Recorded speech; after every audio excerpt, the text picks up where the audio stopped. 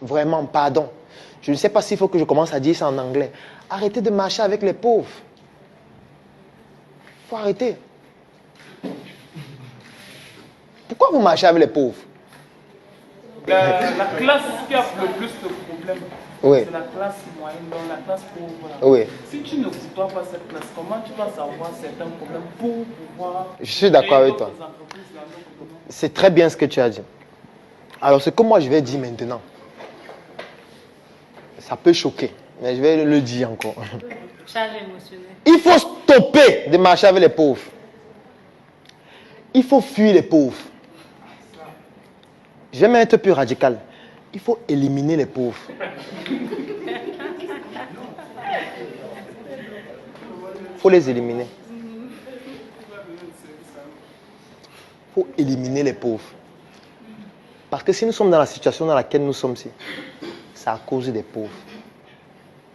Et je vais vous prendre un exemple pour que vous puissiez comprendre que je n'ai pas la même notion de pauvreté et de richesse que vous.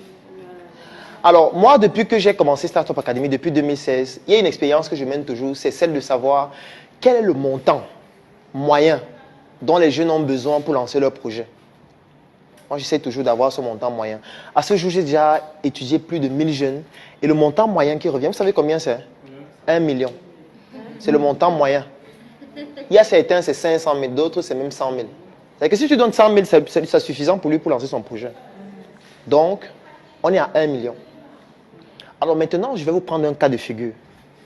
C'est le cas de figure de quelqu'un qui a eu des fonctions publiques et il a volé 1 milliard.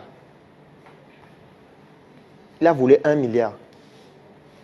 Vous savez ce que ça signifie si on veut prendre sur le référentiel des jeunes qui ont besoin des projets? Ça veut dire que c'est 1000 jeunes. En fait, il vient d'amputer l'avenir de 1000 jeunes à qui on aurait pu donner 1 million pour faire leur projet. Prenons même le cas de figure où les 1000 jeunes-là auraient eu 98% d'échecs. Ça veut dire qu'on a donné 1 million à 1000 personnes. Il y a 98% qui ont échoué et l'entreprise a fait faillite. Ça fait combien d'entreprises qui restent? 2% de 1000, ça fait combien? Et si 20 entreprises emploient une personne, ça fait combien? Ça fait combien de personnes qui travaillent? Non, plus la personne qui a le projet. Donc, si on avait étendu ça sur un an, en fait, voilà 40 personnes qu'on aurait sorties peut-être de la moto. Ou alors qu'on aurait sorti du chômage totalement. Et ça, c'est quelqu'un seul qui vient de prendre ça.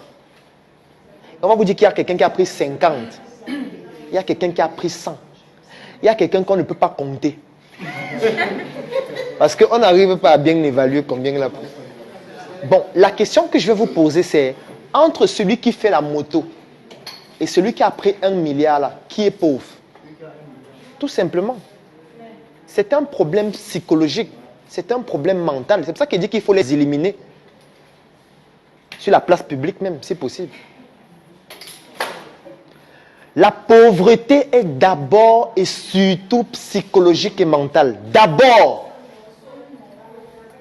La pauvreté, c'est le pessimisme. La pauvreté, c'est le cerveau orienté problème. La pauvreté, c'est l'égoïsme. C'est le fait de vouloir tout prendre pour soi-même. Et ne pas considérer l'intérêt général. C'est ça la pauvreté. La pauvreté, c'est passer son temps à voir des problèmes, critiquer les personnes qui ont été à l'origine du problème et ces personnes ne sont jamais vous-même. Et de passer tout son temps à débattre pour dire que non, c'est tel qui est responsable, on doit le virer. C'est ça que j'appelle la pauvreté. Lorsque ça arrive à la phase où vous n'avez plus l'argent dans votre poche, en fait, c'est juste déjà les métastases. C'est déjà les complications. C'est pour ça que quand je dis d'arrêter de marcher avec les pauvres, c'est d'arrêter de marcher avec des personnes qui ont un cerveau orienté de cette façon. Parce que ça vous contamine et ça vous pousse à réfléchir aussi de cette façon. C'est de ça qu'il s'agit. Faites une expérience. Marchez avec quelqu'un qui tous les jours il se plaint. Et que tous les jours quand vous le rencontrez, il se plaint toujours de quelque chose. Il n'est jamais content. Il y a toujours un truc dont il se plaint, que ça ne marche pas. Vous allez vous rendre compte que de plus en plus, vous aussi, vous allez commencer à vous plaindre. C'est comme ça que ça va se passer. De plus en plus, vous allez commencer à vous plaindre aussi. À vous plaindre, à vous plaindre. Après, vous allez passer votre temps à vous plaindre. Et vous, en tant qu'entrepreneur, ce n'est pas l'attitude que vous devez avoir. Ce n'est pas bénéfique, ce n'est pas utile, ce n'est pas pertinent. Vous devez plutôt être en train d'être avec des personnes qui vous disent que, ok, il y a trop des embouteillages à Douala. Comment on peut faire pour gagner de l'argent avec l'embouteillage? Ça, c'est une autre manière de voir le problème. C'est-à-dire, il y a un problème, maintenant, on réfléchit comment on va gagner de l'argent à travers le problème. Et là, on met sur pied un mécanisme intellectuel qui est différent de celui qui passe juste le temps à dire qu'il y a l'embouteillage, il faut que le délégué du gouvernement parte. Ce n'est pas la même manière de voir le problème.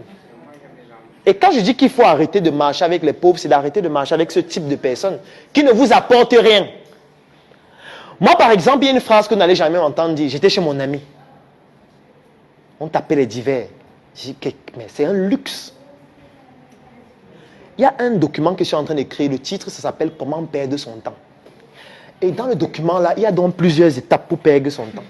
Et parmi les étapes, rendre visite aux amis. Attends, je veux dire, quel est le temps que vous avez pour rendre visite à un ami? Vous faites ça comment en fait?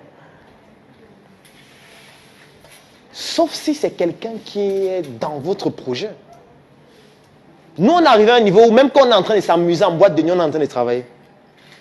Je vais vous expliquer comment. Dernièrement, on était dans une boîte de nuit, on arrive, on est assis autour d'une table, on commande à boire, et quand la serveuse vient nous sert, on lui dit, quelle est la boisson que les gens consomment le plus ici? On est déjà en train de travailler. Parce que là, ce n'est pas une question qu'on pose parce qu'on veut juste savoir la boisson.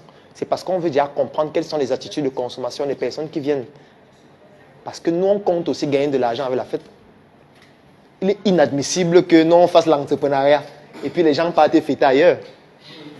Vous êtes d'accord? Il faut qu'à un moment donné, nous aussi, on se rencontre comme ça pour fêter maintenant nous-mêmes. Et là, quand la fête finit, le chiffre d'affaires, c'est nous qui comptons. C'est pas mieux comme ça.